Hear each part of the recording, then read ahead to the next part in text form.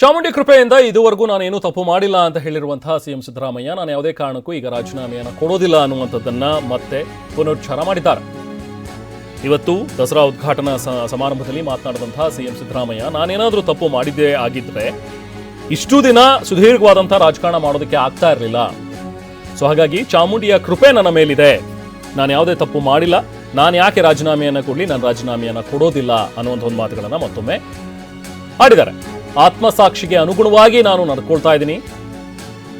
ನ್ಯಾಯಾಲಯಕ್ಕಿಂತ ಆತ್ಮಸಾಕ್ಷಿಯ ನ್ಯಾಯಾಲಯ ಅನ್ನುವಂಥದ್ದು ದೊಡ್ಡದಿದೆ, ಅದರಲ್ಲಿ ನಾನು ಸರಿ ಇದ್ದೀನಿ ಅಂತ ಹೇಳಿ ಮೈಸೂರಿನ ಚಾಮುಂಡಿ ಬೆಟ್ಟದಲ್ಲಿ ಸಿದ್ದರಾಮಯ್ಯ ಹೇಳಿಕೆ ನೀಡಿದ್ದಾರೆ.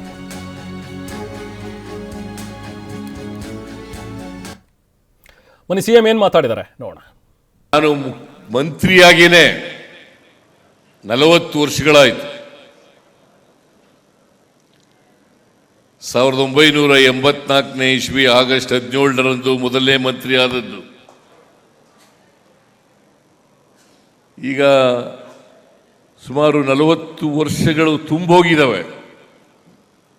ಆದರೆ ಚಾಮುಂಡೇಶ್ವರಿ ಕೃಪೆಯಿಂದ ಇಲ್ಲಿವರೆಗೆ ಯಾವ ತಪ್ಪನ್ನು ಕೂಡ ಮಾಡಿಲ್ಲ. ತಪ್ಪು ಮಾಡಿದ್ರೆ ಇಷ್ಟೊಂದು ದೀರ್ಘಕಾಲ ರಾಜಕಾರಣದಲ್ಲಿ ಉಳಿಲಿಕ್ಕೆ ಸಾಧ್ಯ ಆಗ್ತಾ ಇರಲಿಲ್ಲ. ನ್ಯಾಯಾಲಯಗಳಲ್ಲಿ ನಂಬಿಕೆ ಇದೆ. ನಾವು ಆತ್ಮಸಾಕ್ಷಿಗೆ ಅನುಗುಣವಾಗಿ ನಡ್ಕೊಳ್ತಕ್ಕಂಥ ಪ್ರಯತ್ನವನ್ನು ಮಾಡ್ತಾ ಇದ್ದೀವಿ. ಅದಕ್ಕೆ ನಿನ್ನೆ ಮಹಾತ್ಮ ಗಾಂಧೀಜಿ ಜಯಂತಿ, ಆ ಜಯಂತಿ ದಿನ ಹೇಳಿದೆ ನಾನು. ಮಹಾತ್ಮ ಗಾಂಧೀಜಿಯವರು ಉಲ್ಲೇಖ ಮಾಡಿದ್ದಂಥ ಒಂದು ವಾಕ್ಯವನ್ನ ಹೇಳಿದೆ.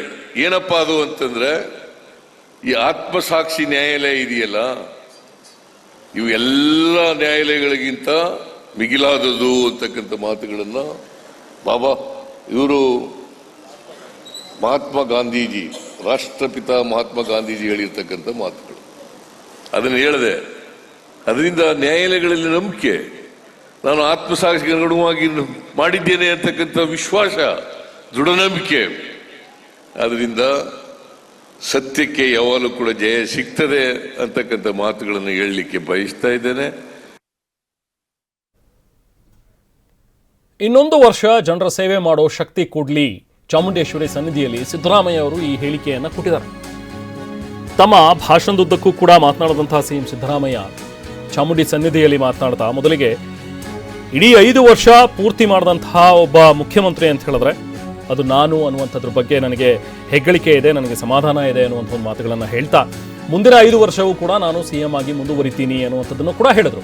ಅದ್ರ ಜೊತೆಗೇನೆ ಚಾಮುಂಡೇಶ್ವರಿ ತಾಯಿಯನ್ನ ನೆನೆಸ್ಕೊಂಡಂತಹ ಸಿದ್ದರಾಮಯ್ಯ ಇನ್ನೂ 1 ವರ್ಷಗಳ ಕಾಲ ನನಗೆ ಸೇವೆ ಮಾಡುವಂತಹ ಒಂದು ಬಲ ಕೊಡ್ಲಿ, ನಿಮ್ಮ ಚಾಮುಂಡೇಶ್ವರಿ ಆಶೀರ್ವಾದ ಇರೋವರೆಗೂ ಕೂಡ ನಾನು ನಿಮ್ಮ ಸೇವೆಯಲ್ಲಿರ್ತೀನಿ, ಜನರ ಸೇವೆಯನ್ನ ಮಾಡೋ ಕೆಲಸ ಮುಂದುವರಿಸ್ತೀನಿ ಅನ್ನುವಂಥ ಮಾತುಗಳನ್ನು ಕೂಡ ಹೇಳಿದ್ದಾರೆ.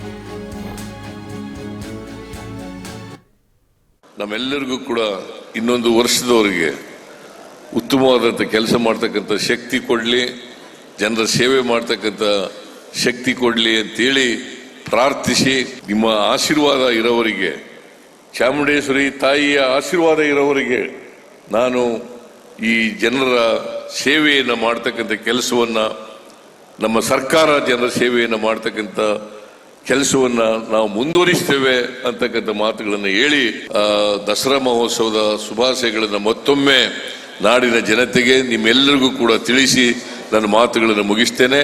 ಜೈ ಹಿಂದ್, ಜೈ ಕರ್ನಾಟಕ, ಜೈ ಚಾಮುಂಡೇಶ್ವರಿ ದೇವಿ.